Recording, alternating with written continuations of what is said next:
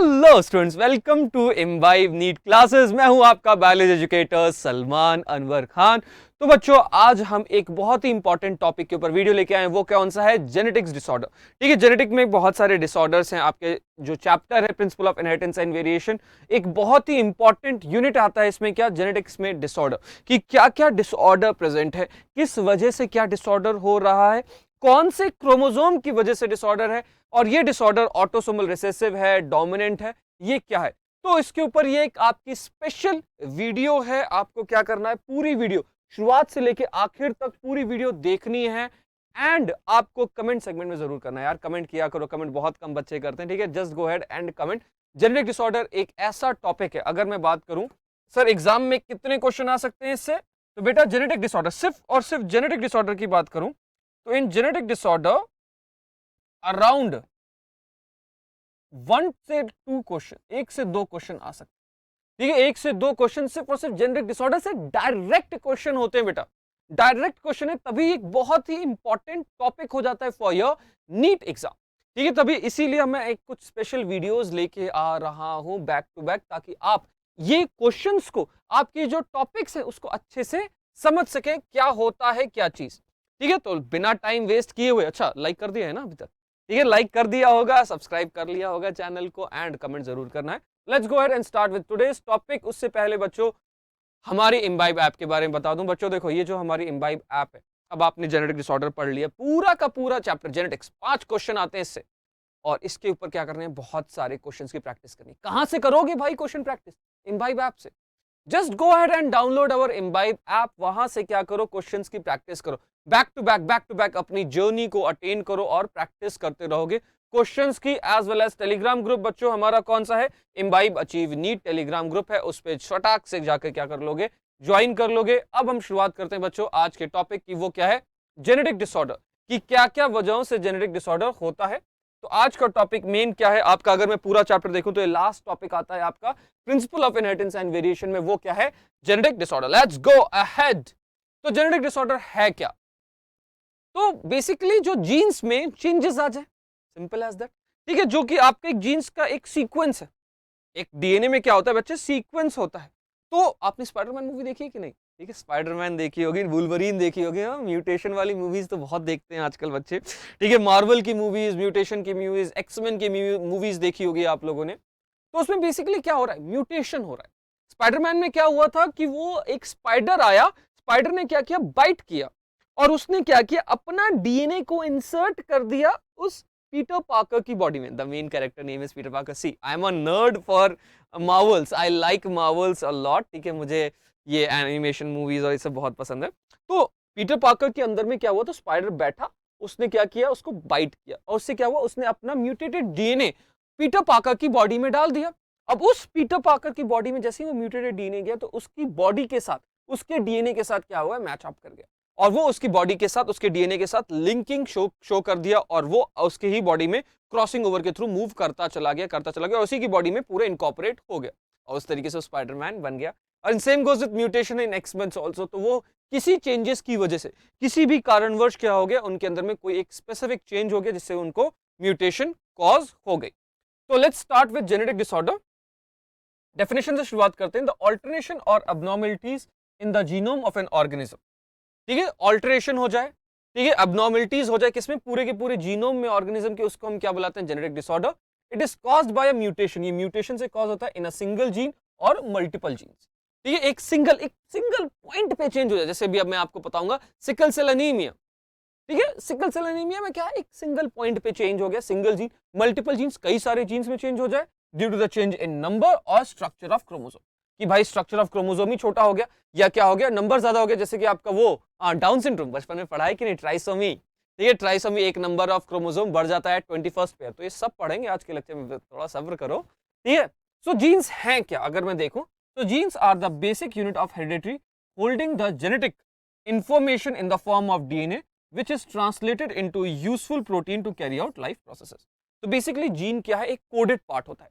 What is a gene? Gene basically क्या है, एक कोडेड सीक्वेंस है। ये आपका एक कोडेड सीक्वेंस होता है। किसका कोडेड सीक्वेंस होता है? अपने नाइट्रोजनस बेसिस का। अपने नाइट्रोजनस बेसिस का क्या होता है, कोडेड सीक्वेंस होता है जो कि कोड करते हैं। These nitrogenous bases are going to code for specific protein, जो कि आप मॉलिक्यूलर बेसिस ऑफ इनहेरिटेंस वाले चैप्टर के अंदर में ट्रांसलेशन वाले सेगमेंट में पढ़ेंगे। ठीक है, they are going to code for specific protein.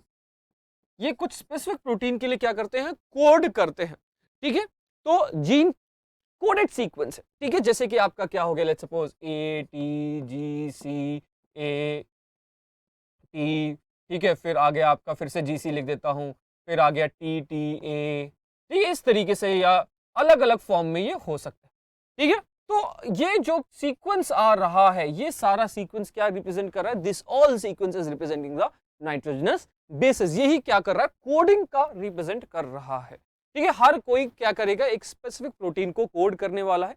Some genetic disorder are inmate, कुछ कुछ इनमेट होते हैं। इननेट मतलब खुद से हो जाए, that is present by birth. ठीक है, बर्थ के दौरान ही प्रेजेंट हो, while others are acquired due to mutation in a particular gene। बाकी कैसे हो सकते हैं, म्यूटेशन। अब आप बोलोगे सर ये तो अच्छी बात है ना, मैं भी वुल्वरीन बन जाऊंगा। नहीं भाई, ये अच्छी बात नहीं है, ये वो वाला म्यूटेशन की बात नहीं चल रही। वो सिर्फ मूवीज में होता है कि मैं सर स्पाइडरमैन बन जाऊंगा क्या, नहीं नहीं नहीं बनोगे यार। ठीक है, do not worry, you are not going to become a Spiderman और a Wolverine, my favourite characters वैसे। ठीक है, you are not going to become. ठीक है, आपको प्रॉब्लम हो सकती है, आपके बॉडी स्ट्रक्चर में चेंज आ सकता है, क्योंकि अभी तक वैसा म्यूटेशन नहीं आया है लाइक इंडिया में। इंडिया में क्या, पूरे वर्ल्ड में, पूरे अर्थ पे ऐसा कोई म्यूटेशन आया नहीं है जितना हमें नहीं पता है। ठीक है, अब यूएस वालों ने छुपा रखा हो, बात अलग हो। ठीक है, तो अब ये जो जेनेटिक डिसऑर्डर है वो कैसे होते हैं, दो तरीके के हो सकते हैं। ठीक है, this genetic disorder can be of two different types, Mendelian disorder and a chromosomal disorder. ठीक है, दो तरीके के होते हैं, Mendelian disorder as well as the chromosomal disorder. Mendelian disorder में बेसिकली क्या हो रहा है, the disorder which occur due to mutation in a single gene can be easily detected by pedigree analysis। इस मेंडेलियन डिसऑर्डर को हम point disorder भी कहते हैं। मतलब एक सिंगल जीन के एक सिंगल पॉइंट पे क्या हो जा रहा है, चेंज हो जा रहा है। ठीक है, ये आपका पॉइंट म्यूटेशन के फॉर्म में भी हम इसको बोल सकते हैं कि एक पर्टिकुलर पॉइंट पे म्यूटेशन हो रहा है, एक पर्टिकुलर पॉइंट पे म्यूटेशन हो रहा है, एक पर्टिकुलर जगह पे डिसऑर्डर क्रिएट हो रहा है। इट कैन बी, ये कैसे हो सकते हैं, autosomal dominant, autosomal recessive, sex link dominant, sex link recessive and mitochondrial. ठीक है, अलग अलग फॉर्म में हो सकते हैं, लेकिन आपके सिलेबस में माइटोकॉन्ड्रियल नहीं है। आपके सिलेबस में अभी मैं सिर्फ आपको dominant, recessive, sex link dominant भी आपके सिलेबस में नहीं है, सेक्स लिंक रिसेसिव है आपके सिलेबस में। उसके ऊपर मैं एक स्पेशल लेक्चर लेके आऊंगा जिसके अंदर हम colour blindness as well as haemophilia के बारे में बात करेंगे। अब ये एग्जांपल क्या है इसके, cystic fibrosis, autosomal recessive disorder, myotonic dystrophy जो कि क्या ऑटोसोमल डोमिनेंट डिसऑर्डर है, सिकल सेल एनीमिया बहुत इंपॉर्टेंट है, फिनाइलकीटोयूरिया बहुत इंपॉर्टेंट है, हंटिंगटन डिजीज भी मैं आपको पढ़ाऊंगा आज के लेक्चर में। नेक्स्ट क्या है आपके chromosomal disorder. So these are caused by any alteration in the number और स्ट्रक्चर ऑफ क्रोमोसोम। मतलब यहाँ पे पूरा क्रोमोसोम का ढांचा बदल जाए, नंबर बदल जाए, उसको हम क्रोमोसोमल डिसऑर्डर कह रहे हैं। एक बड़े मास लेवल पे चेंज हो रहा है, the whole chromosome is gained और लॉस्ट। मतलब पूरा का पूरा क्रोमोसोम, लेट्स सपोज एक में कितने होते हैं, 46 क्रोमोसोम्स हैं। ठीक है, ह्यूमंस के अंदर में कितने हैं, 46। गलती से क्या हो जाए, 45 हो जाए, या तो फिर क्या हो जाए, 47 हो जाए, क्रोमोसोमल डिसऑर्डर हो गया। होने चाहिए थे 46, लेकिन क्या है, या तो फिर कम हो गया या तो फिर ज्यादा हो गया। इट कैन बी गेन्ड और लॉस्ट, मोनोसोमी और ट्राइसोमी। ठीक है, लॉस्ट को हम क्या बुलाते हैं, मोनोसोमी बुलाते हैं, और अब हमारे गेन को हम क्या बोल रहे हैं, ट्राइसोमी बोल रहे हैं। ठीक है, so they are usually fatal and affect many genes. ये फेटल हो सकते हैं और मतलब लाइफ को थ्रेटन कर सकते हैं। ठीक है, स्पाइडरमैन की तरह वेब्स नहीं निकलेंगे, ना ही क्लॉज निकलेंगे। ये डिजीज कॉज कर सकते हैं, लाइक जैसे कि आपका Down syndrome, Turner syndrome, Jacob syndromes and Klinefelter's syndrome है। ये आपके सिलेबस में है, ये आपको याद करना ही करना है। ठीक है, ये आपको याद करना ही करना है, ये पूरा का पूरा। मतलब ये जितना मैं पढ़ा रहा हूं ना बेटा, बहुत इंपॉर्टेंट है और ये आपके सब कुछ सिलेबस में आएगा। तो let's go ahead and start with sickle cell anaemia. सबसे पहले तो बेसिकली सिकल सेल एनीमिया बच्चों, ये आपको याद रखना है। कुछ कुछ इसके बारे में इंपॉर्टेंट पॉइंट मैं आपको बताने वाला हूं। कुछ कुछ इंपॉर्टेंट पॉइंट क्या है, ये एक ऑटोसोमल रिसेसिव डिसऑर्डर है। It's an autosomal recessive disorder जो कि बनता कहां पे है, 11th क्रोमोसोम पे। ठीक है, it's an autosomal recessive disorder which is caused at the 11th chromosome. 11th chromosome पे होता है। It affects our red blood cell, हमारे रेड ब्लड सेल को अफेक्ट करता है। और ये बेसिकली हमारा जो आरबीसी है, नॉर्मल रेड ब्लड सेल कुछ इस तरीके से दिखता है।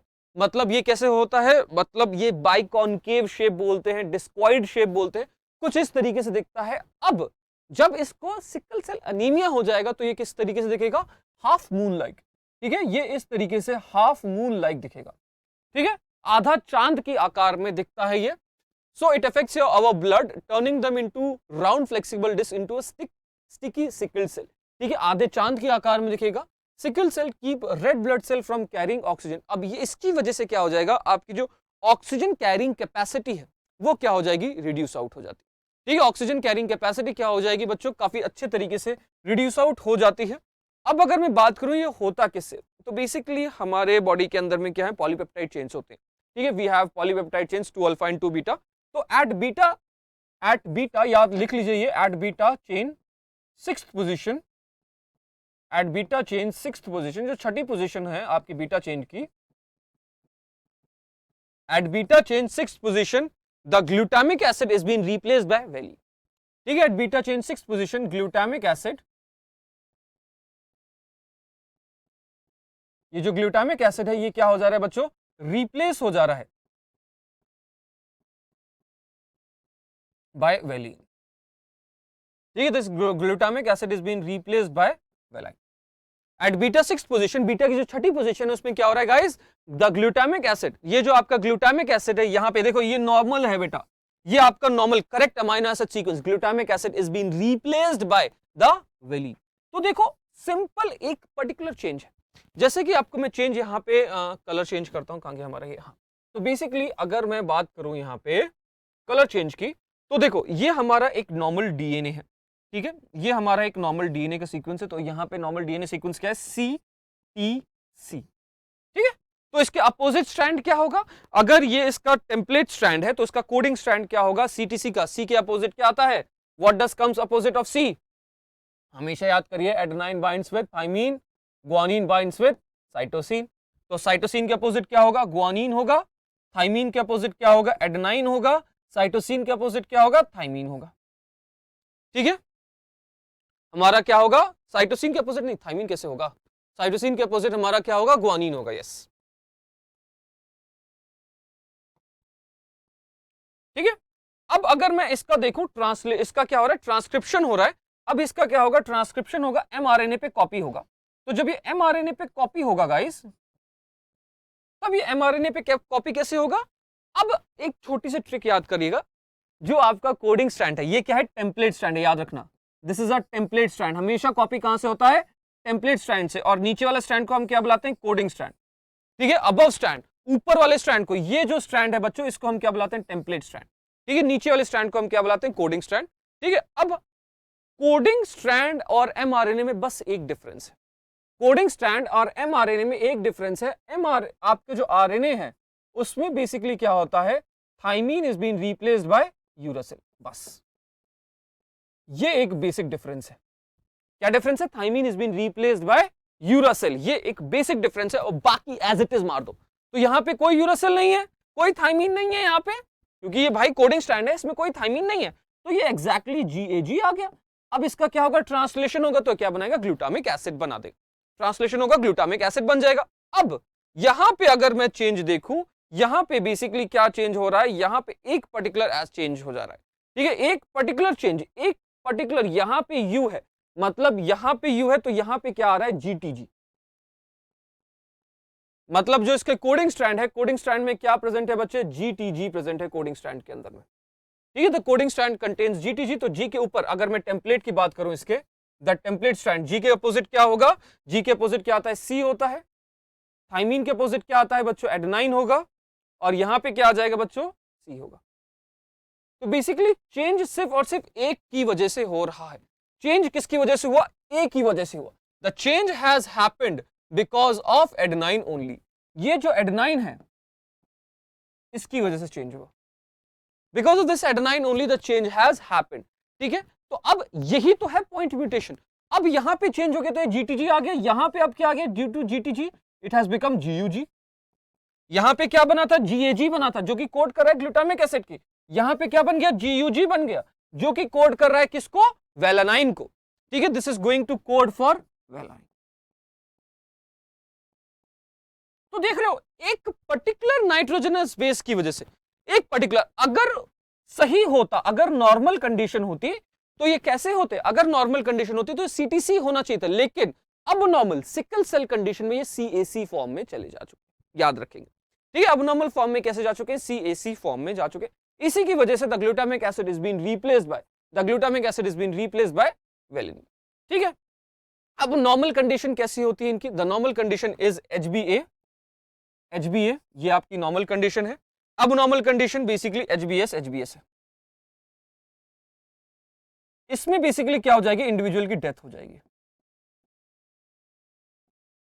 अगर HbS टुगेदर है, अगर HbS साथ में है तो एक इंसान की क्या हो जाएगी बच्चों, डेथ हो जाएगी। तो HbS अगर साथ में है, it is going to cause the death of an individual. अगर ये इस फॉर्म में प्रेजेंट है, HbS के फॉर्म में है, then they are going to show codominance. ये क्या करेंगे, अगर ये HbS HbA के फॉर्म में है तब ये क्या करेंगे बच्चों, they are going to show codominance.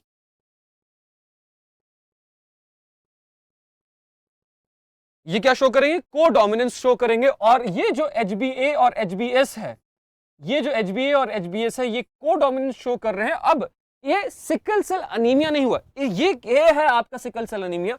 Now this HbA HbS is going to show sickle cell trait, ये अब शो करेगा सिकल सेल के ट्रेट शो करेगा, it is going to show the sickle cell trait. ये sickle cell के क्या करेगा बच्चों, ट्रेट शो करता है, जिसमें बेसिकली क्या हो रहा है, आपके आरबीसी का क्या हो जा रहा है बच्चों, शेप बदल जा रहा है। द आरबीसी शेप जो आपका राउंड डिस्क्वाइड है वो कन्वर्ट हो जा रहा है, किसमें, सिकल फॉर्म में कन्वर्ट हो जा रहा है। और इसी की वजह से the person has getting a very special power, ये क्या हो जा रहा है, इम्यून हो जाएगा, किससे, मलेरिया से। It is getting immune from malaria, ठीक है। मलेरिया लिखा है MALARIA है, जो आपको लोगों से छुप गया होगा, ठीक है। मलेरिया लिखा है, इम्यून फ्रॉम मलेरिया। तो HbA HbS की वजह से, सिकल सेल ट्रेट की वजह से ये क्या हो जा रहा है, इम्यून हो जा रहा है, किससे, मलेरिया से इम्यून हो जा रहा है। तो यही है बच्चों आपका सिकल सेल अनीमिया। मैं फिर से क्विकली रिवाइज कर दे रहा हूं। तो बेसिकली क्या है, it's an autosomal recessive disorder at 11th chromosome. इसमें बेसिकली क्या हो रहा है, at beta 6 position glutamic acid is been replaced by valine.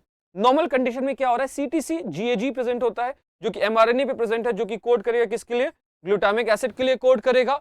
अब नॉर्मल फॉर्म में क्या हो जाएगा, CAC, थाइमीन चेंज हो गया किससे, एडेनाइन से, जिसकी वजह से नीचे का कोडिंग सीक्वेंस GTG हो गया, और जिसकी वजह से आपका mRNA का सीक्वेंस क्या हो गया, GUG हो गया है, जो कि कोड करेगा किसके लिए, वेलाइन के लिए कोड करेगा। अब इसकी वजह से इसके अंदर में सिकल सेल अनीमिया हो जाएगा।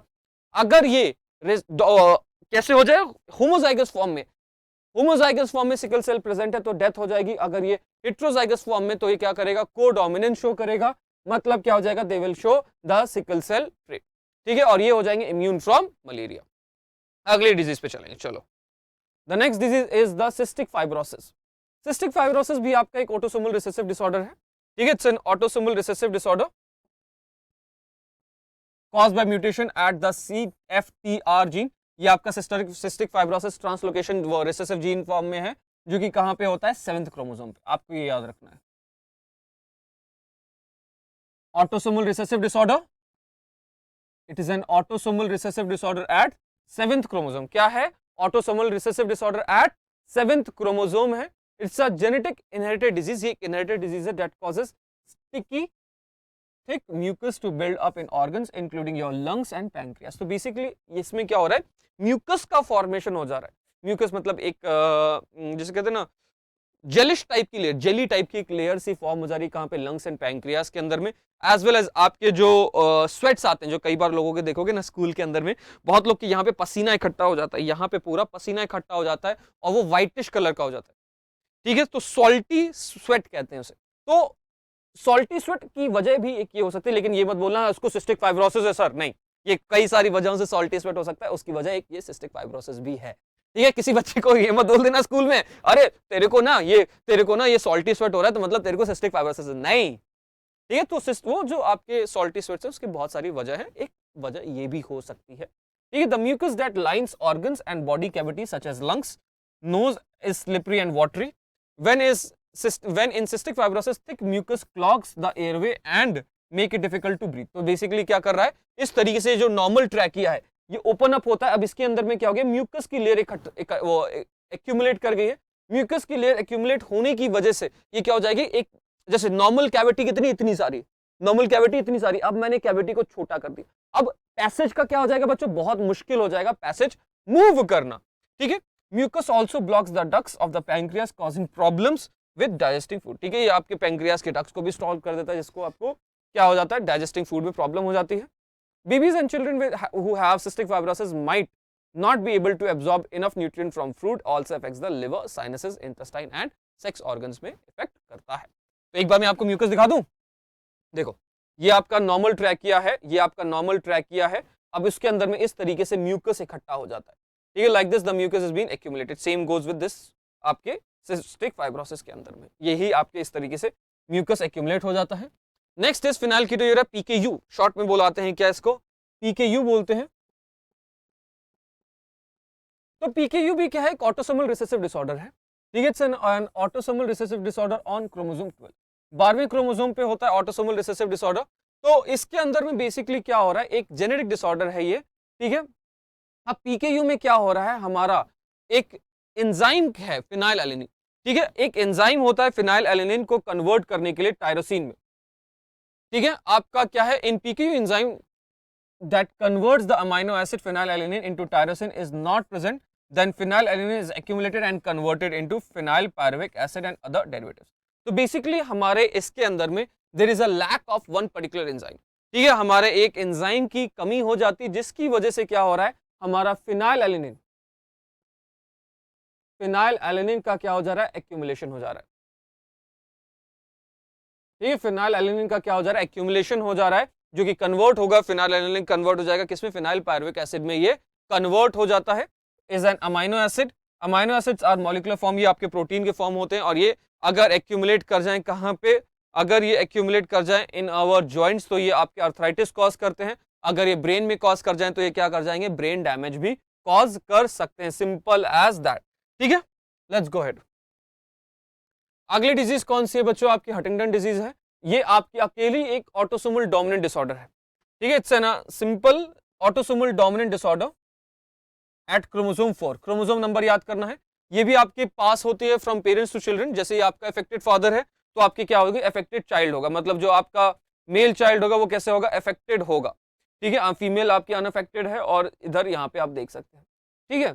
सो it is pass from parent to child, ये पेरेंट टू चाइल्ड मूव करता है। It attacks the brain, brain को अटैक करेगा, causing unsteady and uncontrolled movements, ठीक है, in the hands, feet and face, ठीक है। इट इवेंचुअली ये आपके वॉकिंग, टॉकिंग, स्वेलिंग, मतलब ये हर चीज के मूवमेंट में आपको प्रॉब्लम करता है। ये the early signs in general में इंक्लूड सीजर्स एंड स्टिफनेस, मतलब उनकी बॉडी में स्टिफनेस हो जाए, सीजर्स आ जाए, झटके लगने लग जाए। Children inherit the disease from their father, ये फादर के थ्रू मूव करती है डिजीज, ठीक है, फादर से अपने सन के अंदर में मूव करती है। ये एक अकेली आपकी, अभी हमने क्या पढ़ा, ऑटोसोमल आपकी डोमिनेंट डिसऑर्डर है। अगले डिसऑर्डर पे चलेंगे, चलो बच्चों। The next disorder is myotonic dystrophy, ये भी आपका एक ऑटोसोमल डोमिनेंट डिसऑर्डर है एट क्रोमोसोम 19, ठीक है। It's an autosomal dominant disorder at chromosome 19। It is an inherited condition that mainly causes progressive muscular atrophy and weakness, ये आपके muscular, मतलब जो आपकी मस्कुलेचर है उसको क्या कर देगी, वीक कर देगी, जिससे आपका वॉकिंग टॉकिंग बहुत ज्यादा मुश्किल हो जाता है। आपके मसल्स इतने, मतलब आप स्टैंड तक नहीं कर पाते हो, आप विद स्टैंड तक नहीं कर पाते हो। People with muscular dystrophy have prolong muscle contraction, ये प्रोलॉन्ग मसल कॉन्ट्रैक्शन होता है, मायोटोनिया होता है, can't relax certain muscles after using them, मतलब एक बार अगर यूज कर दिए तो मसल रिलैक्स होने में बहुत ज्यादा टाइम लगता है। It has a wide range of symptoms that can affect our body system, including your skeletal muscles, eyes, cardiovascular system, endocrine system, as well as CNS. तो आप देख सकते हैं फ्रंटल ब्लैंड, बाल्डनेस, आगे से बाल चले जाएंगे, नहीं सबके नहीं जाते, ठीक है, बहुत अलग अलग वजहों से जा सकते हैं, ठीक है। कंजक्टिव इंपार्टमेंट हो सकता है, हाइपरसोमनिया हो सकता है, कटरैक्ट हो सकता है, हाइपोथायरॉयडिज्म हो सकता है, इसकी वजह से आपकी कई सारी बीमारियां इसकी वजह से हो सकती है। ये क्या है बच्चों, आपका माइटोनिक डिस्ट्रॉफी। अब हम बात करेंगे बच्चों क्रोमोसोमल डिसऑर्डर की तरफ। अब ये क्या है, सबसे फेमस डिसऑर्डर है जिसको हम क्या बुलाते हैं, डाउन सिंड्रोम, ठीक है। It's a very famous disorder जिसको हम क्या बुलाते हैं, डाउन सिंड्रोम, जिसकी कॉज क्या है, trisomy at 21st chromosome, trisomy at 21st chromosome. 21वें क्रोमोसोम पे क्या होती है बच्चों, इसकी ट्राइसोमी होती है। ट्राइसोमी मतलब there is an extra pair of, मतलब एक एक्स्ट्रा क्रोमोसोम है लेट्स सपोज यहाँ पे कैसे होने चाहिए थे, 2 क्रोमोसोम होने चाहिए थे, एक ये है, दूसरा क्या हो गया, ये है, ठीक है, पेयर में प्रेजेंट होनी चाहिए थी, बट 21वें पॉइंट पे क्या है, एक एक्स्ट्रा प्रेजेंट है। 21वें पॉइंट पे क्या है बच्चों, एक एक्स्ट्रा प्रेजेंट है। So it's a genetic condition where a newborn has extra chromosome, 23 pairs of chromosome with in each cell are present in the human body, total बनाता है क्या, 46। In Down syndrome there is an extra copy of chromosome at 21st, 21वें पे आपके extra chromosome copy है, which means their cell contains 47 total chromosome, ठीक है। अब इसमें क्या हो जाता है बच्चों, आपके flattened nose and face, upward split slanting eyes, हाथ बड़े बड़े हो जाएंगे, white spotted on the part of the eye, small ear, small mouth, partially opened होते हैं ये, ठीक है। तो ये आपने इसके डिसऑर्डर्स को याद कर लेना है फिजिकल कैरेक्टर्स के बारे में, ठीक है। अगला क्या है बच्चों, आपका क्लिनफिल्टर सिंड्रोम, अटिपिकल मेल, ये आपका मेल में होता है, फिनोटाइपिकली कैसा होता है ये मेल, ठीक है। ये क्लिनफिल्टर्स में क्या होता है, ये फिनोटाइपिकली मेल होता है, याद रखिएगा, जिसके अंदर में क्या होगा, स्पार्स फेशियल होगा, रिड्यूस मस्कुलर टोन होगा, प्रोमिनेंट ब्रेस्ट होंगे, ठीक है, और क्या होंगे, स्मॉल टेस्टिकल्स प्रेजेंट होंगे। मतलब ये कैसा है, साइकोलॉजिकल डिसऑर्डर होता है, ये स्टेराइल होते हैं, लॉन्ग स्टेचर्स होते हैं इनके। A typical male has 46 plus XY, ठीक है, 46 प्लस XY, और फीमेल में कैसा होता है, 46 XX प्रेजेंट होता है। It is a genetic condition where there is an extra X chromosome present in male. तो क्या हो जाएगा इसके अंदर में, 46 XY, इस तरीके से लिख सकते हैं, या फिर हम कैसे लिख सकते हैं, 46 XXY, ठीक है। There is an extra X chromosome, एक extra X chromosome present instead of having total 46, ठीक है, जिसकी वजह से क्या हो जाता है, इनको एक डिसऑर्डर क्रॉस हो जाता है, इसी को हम क्या बुलाते हैं, क्लिनफिल्टर सिंड्रोम बुलाते हैं। अगला कौन सा डिसऑर्डर है आपका, टर्नर सिंड्रोम है। टर्नर सिंड्रोम में बेसिकली ये फिनोटाइपिकली कैसे होते हैं, फीमेल, ठीक है, फिनोटाइपिकली कैसे हैं, ये फीमेल होते हैं। इसमें बेसिकली क्या होता है, एक क्रोमोसोम की कमी है, ठीक है। इसके अंदर में लेस बॉडी हेयर है, गायनोमास्टिया है, ब्रॉडर्ड हिप्स है, लॉन्गर हैप्स है, टेस्टिकुलर एट्रोफी है इसके अंदर में, एज वेल एज इनकी शॉर्ट स्टेचर्ड होते हैं, इनके पास भी कैसे होते हैं, मेंटल डिसऑर्डर होते हैं, स्टेराइल होते हैं, ठीक है। सो इसमें बेसिकली कंडीशन क्या आ रही है, AA plus XO means there is a lack of 1 X chromosome, ठीक है, there is a lack of 1 X chromosome, इनके पास एक क्रोमोसोम की लैक है। Turner syndrome occur when one of the X chromosome is missing either partially or completely, जब एक X chromosome missing है partially या completely, it is most common sex chromosome abnormality found in women, ये सबसे ज्यादा woman में ही होता है क्लिनफिल्टर्स सिंड्रोम, ठीक है। अब हम अगले डिजीज पे चलते हैं, वो कौन सी है आपकी, जैकब सिंड्रोम है। तो ये जैकब सिंड्रोम को हम क्रिमिनल सिंड्रोम भी बुलाते हैं, ठीक है, we call them as the criminal syndrome also, क्यों, क्योंकि इसके अंदर में एक्स्ट्रा Y क्रोमोसोम है। अब आप लोग नहीं बोलते कोई भी क्रिमिनल माँ की पेट से पैदा नहीं होता, मूवी का नहीं डायलॉग है, हिंदी मूवी का, बॉलीवुड में, ठीक है, इसको हम क्रिमिनल सिंड्रोम भी बुलाते हैं। तो बेसिकली ये एक साइकोलॉजिकल डिसऑर्डर है बेटा, ये बचपन से होता है।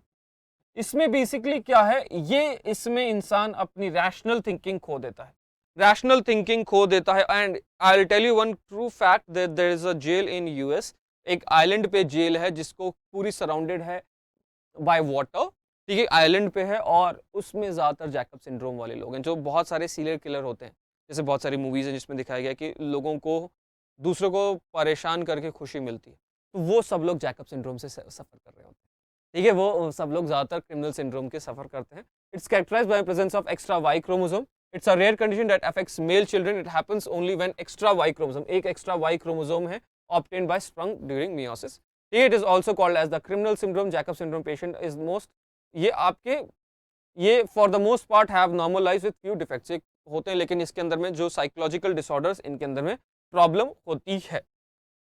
तो बस ये थे आपके कुछ सारे डिसऑर्डर्स के बारे में, ये एक समरी है, आप लोग फटाफट से इसकी क्या कर सकते हो, एक स्क्रीनशॉट ले सकते हो। Cystic fibrosis, myotonic dystrophy, sickle cell anaemia, phenylketonuria, Huntington disease, Down syndrome, Turner syndrome, Jacob syndromes as well as the Klinefelter syndrome बहुत इंपॉर्टेंट है एक छोटे से क्विक रिवीजन के लिए।